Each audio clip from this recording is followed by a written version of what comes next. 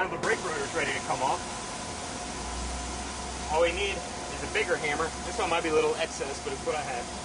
So, remember, if you remember, we sprayed this with WD-40 earlier to free that up a little bit. All you want to do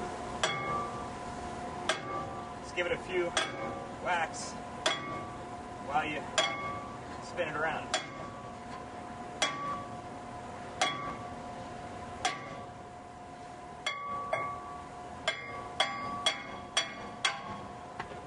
Pops off. Just wiggle it off and throw that aside because we don't need it. Alright, now we got to put our new brake rotor on.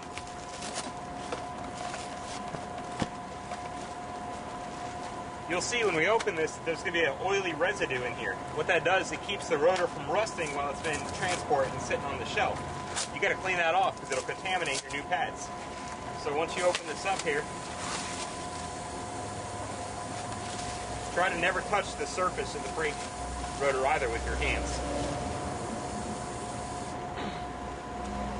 What we're going to do, use a little bit of this brake cleaner, spray it on here.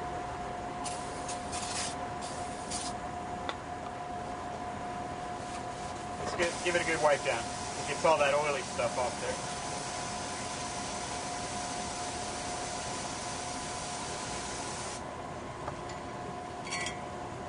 Same with the front.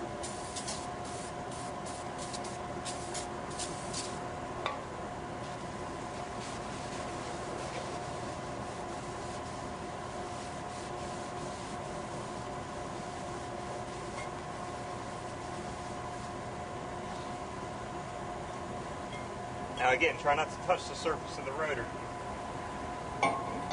Slide that on place. You can use one of the lug nuts. Run it down by hand.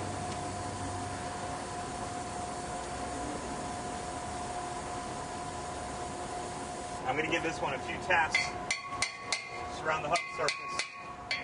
Now what we do, just put the caliper back on. Get your bungee out of the way.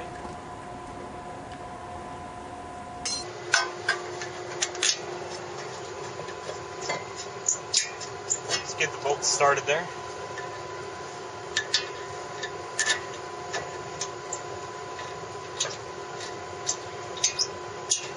You can go ahead and tighten down the caliper all the way. Now you want the caliper bolts to be really tight, especially on this kind of truck where those two bolts are all that hold the whole front braking system together. So now we want to clean up the.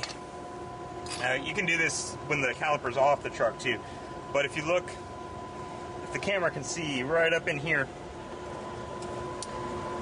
see all this corrosion up in here? You want to just kind of get all this stuff off. See all this stuff here?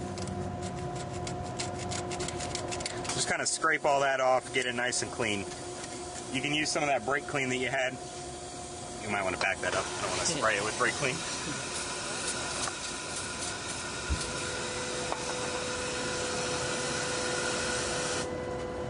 Now these calipers are a little bit rusty, but it should still be alright as long as the surface where the brake pad rests is fairly clean, you'll be alright.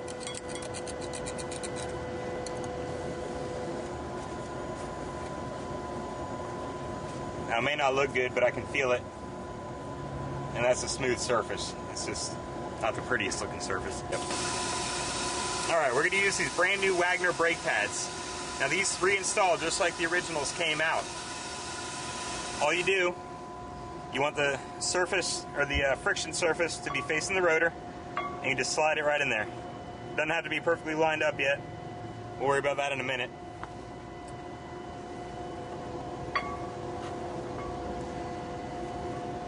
Now you can see that you have nice thick pads on the nice new rotor surface now. And what we got to do, first of all, I'm going to spray these pins with a little bit of WD-40 to get some of that rust off of there.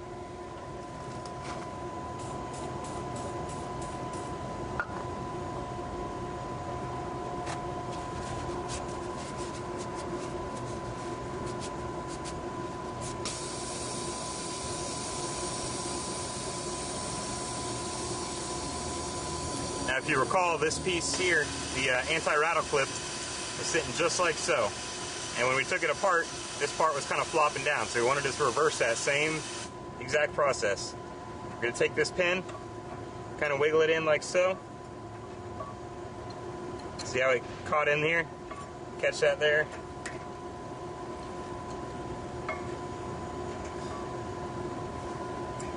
Alright.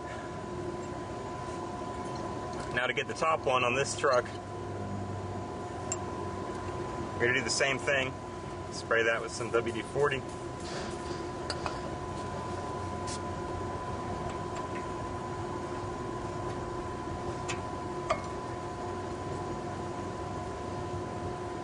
See how that's spring loaded? It's once it's got a spring on it, it keeps a little bit of tension on the brake pad to keep it from rattling. That's all that does. Just kind of wiggle this pin here.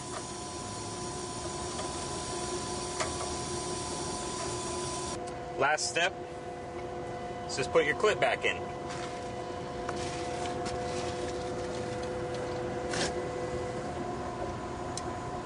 Just slide the one end in. Now you probably can't see it, but the hole's not lined up on this bottom clip, or bottom pin. So what we got to do is turn that pin just a little bit so that we can get that clip back in. So I'm going to knock it back a little bit.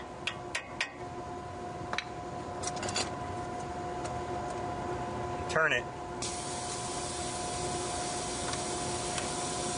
Then push it back in again.